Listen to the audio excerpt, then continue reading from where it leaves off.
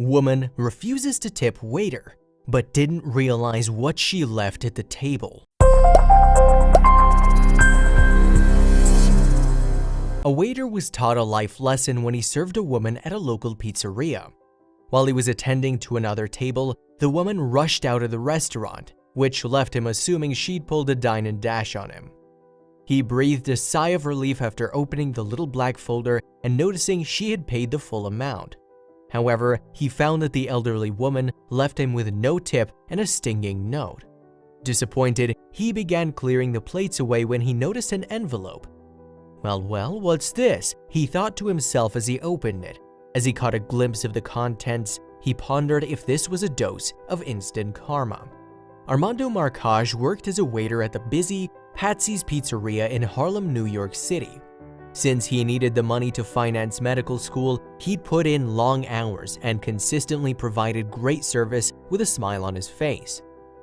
On a particularly regular day, Armando's lunchtime shift was about to test his character. Patsy's Pizzeria is one of the city's best restaurants where people flock to for their iconic pizza. It gets incredibly busy, especially on Saturdays, so Armando knew he was going to have his hands full. There's nothing worse than a grumpy customer during peak time to turn a waiter's shift into a nasty one. And that was immediately on the cards since a particular woman and her daughter strolled in. Unfortunately, they were seated in Armando's section. The pizzeria's current owner, Frank Brigna, is extremely proud of the establishment's heritage. Patsy's Pizzeria opened its doors in 1933. For over 86 years, they've hung up photographs of famous patrons' faces, as well as accolades that the restaurant had scooped. Armando saw the two women scanning the photographs on the wall, all with a bitter expression on their faces. He knew right away that this was not going to be an easy afternoon. Armando, showing a sense of urgency, quickly approached the women and greeted them with a warm smile. They ordered 2 New York-style pizza slices. He thought to himself, that wasn't so bad. Just as he was turning to walk away, the older woman waved him back and pointedly asked a question that he would never forget. He was not one for confrontation, but knew he needed to answer. "Why are there so few pictures of women on the wall?" she asked, with bitterness dripping from every word. Armando opened his mouth to speak, but no words came out. Was she seriously asking this? She looked at him and waited expectantly, and then it dawned on him that this woman's question had been completely facetious, and she expected an answer. He thought he could make it go away by nervously laughing, but he was wrong. After the lump went down his throat, he stammered, "Maybe women don't eat a lot of pizza?" The woman's eyes narrowed and her mouth turned downward into a mean sneer. He swore he could see her turn red. She had made up her mind, and now Armando was going to pay for answering her question so flippantly. He tiptoed his way back to the kitchen to place their order and decided to not focus on the woman. After all, it was a busy afternoon and other tables needed his attention. Armando knew that good customers and bad customers came with the territory, but no matter how much he could prepare for it, it never completely took away the sting out of being yelled at by rude patrons. He knew that he needed the finance for his medical degree and pushed himself to give his best for all his customers. He wished today wouldn't cause any more trouble. However, by the end of the day, he would be presented with a fantastic opportunity to flip the situation on its head. Armando attended the 2 women and brought their steaming pizza slices and then moved on to his other tables. He then noticed the woman's hand raised, signaling for the check. The restaurant was reaching capacity pretty quickly, so moving around quickly was an issue, but he managed to get the check to their table. After serving one of the adjacent tables, he noticed that the 2 women had vacated their seats. As he got closer, he was filled with a sense of worry that they may have skipped on paying for their meal. Upon opening the folder, he realized that it was paid for in full, but the note that they left for him was far more devastating. The woman had taken being hurtful to another level as she wrote, "Maybe women don't tip either," on the receipt. He couldn't believe it. How could a human being be that rude, he thought to himself, but while clearing the plates, he noticed a white envelope underneath the napkins. Curiosity got the better of him, so he decided to take a peek inside. Barely pulling out the contents, his eyes caught a glimpse of a name at the top. "I just pulled the flap and I saw Citibank and thought it was important, so I ran out to the street to look for her, but she was gone," Armando recalled. He decided since she was gone, he might as well take a better look, so he removed the contents of the envelope. Inside was a check for the largest amount Armando had ever laid eyes on. He literally couldn't believe what he was seeing. The check that the rude woman had left behind on the table was for a staggering $424,000. Armando thought that maybe this was his blessing.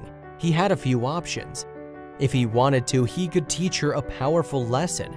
He needed to make a decision. The little voice on his shoulder told him to teach the old lady a lesson. He wanted to throw the check away, that way no one would know what's happened. But then he thought that he may try to cash it and change his life forever. Then he began thinking clearly.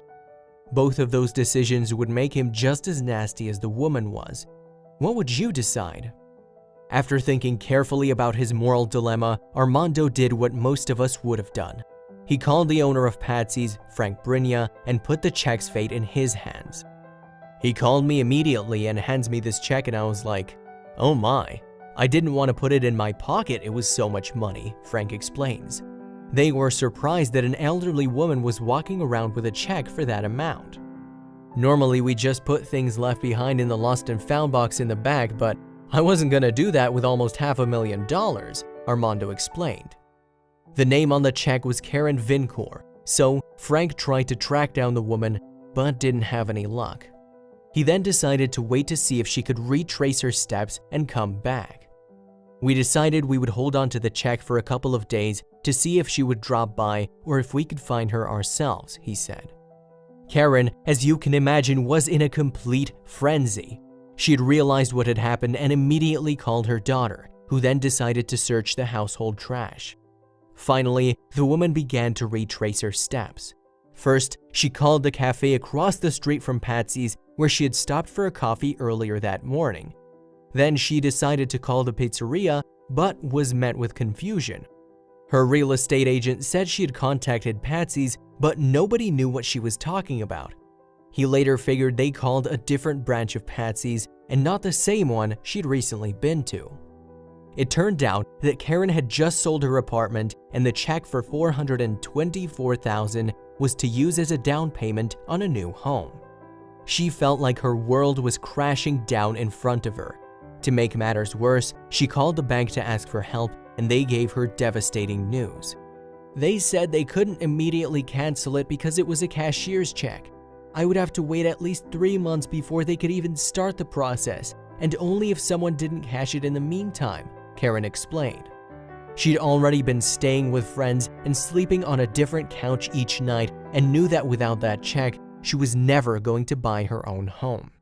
Since time had passed and Karen still hadn't shown up, Frank decided to escalate the matter. He enlisted the local newspaper to help track her down, and thankfully within minutes, they knew where she was.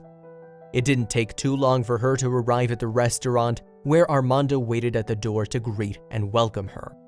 Would she regret treating him like she did?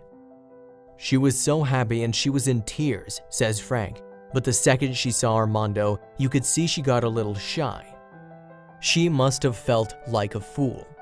She decided to extend the olive branch, however, by offering the hardworking server a finder's fee and apologized profusely for being so nasty. But Armando's reaction surprised everyone. Armando accepted Karen's apology but declined the money. "I'm happy for her, really," he confessed. "Saturdays are pretty busy and I was very close to taking everything left on the table and throwing it out when I saw an envelope." Karen and Armando made up over hot pizza. Frank then took her over and pointed out all the women's faces that she had missed that Saturday, including TV host Barbara Walters, First Lady Chirlane McCray, and former City Council speakers Christine Quinn and Melissa Mark Vivaretto. Then, to drive the point home, he offered to do something else, too. "We joked with her and said we'd add her picture up on the wall," he said, laughing. But would you think twice now about leaving a nasty note for a server in the future?